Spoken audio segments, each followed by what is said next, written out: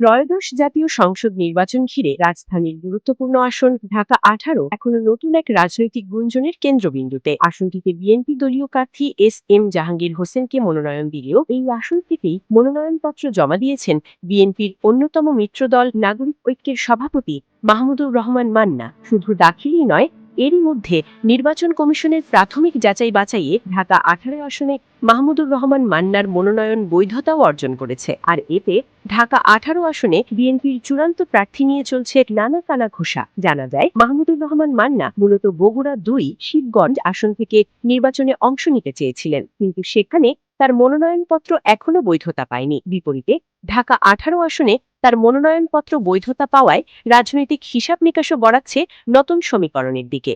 এতে প্রশ্ন উঠেছে, মান্না কি শেষ পর্যন্ত ঢাকা 18 আসনকেই নির্বাচনী প্রতিদ্বন্দ্বিতা ক্ষেত্র হিসেবে বেছে নেবেন? অনেকেই বলছেন, মাহমুদুর রহমান মান্না সরাসরি বিএনপির সাংগঠনিক নেতা না হলেও গত 1.5 দশকের সরকার বিরোধী রাজনীতিতে তিনি ছিলেন বিএনপির অন্যতম ঘনিষ্ঠ সহযোদ্ধা। একাধিক গণতান্ত্রিক আন্দোলন, যুবপথ কর্মসূচি এবং দমন পীড়নের সময় তিনি বিএনপির পাশে থেকেছেন। সে কারণে বিএনপির ভেতরে ও বাইরের অনেকের ধারণা, বৃহত্তর রাজনৈতিক স্বার্থে মান্নাকে ঢাকা 18 আসনে চূড়ান্ত প্রার্থী হিসেবে মনোনয়ন দিতে পারেন। তবে সেক্ষেত্রে বিএনপিকে এই আসনে জিততে হলে স্থানীয় রাজনীতিকেও গুরুত্ব দিতে হবে বলে মনে করছেন স্থানীয়রা। কেননা ঢাকা 18 আসন রাজধানীর অন্যতম প্রবেশপথ হওয়ায় এই আসনের গুরুত্ব অন্য যে কোনো আসনের চাইতে অনেক বেশি। এছাড়াও জুলাই আন্দোলনে উত্তরা ছিল আন্দোলনের অন্যতম হটস্পট। আর তাই ঢাকা 18 আসনের ব্যাপারে খুব বুঝে শুনেই বিএনপিকে সিদ্ধান্ত নিতে হবে। মাহমুদুর রহমান মান্না ও জাহাঙ্গীর হোসেনের পাশাপাশি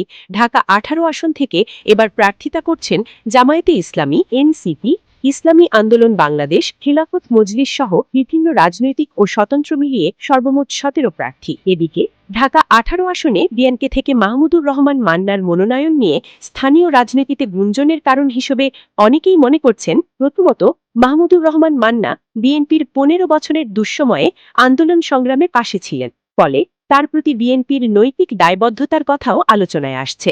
দ্বিতীয়ত, তিনি নাগরিক সমাজ, শহুরে মধ্যবিত্ত ও শিক্ষিত ভোটারদের কাছে তুলনামূলক গ্রহণযোগ্য মুখ।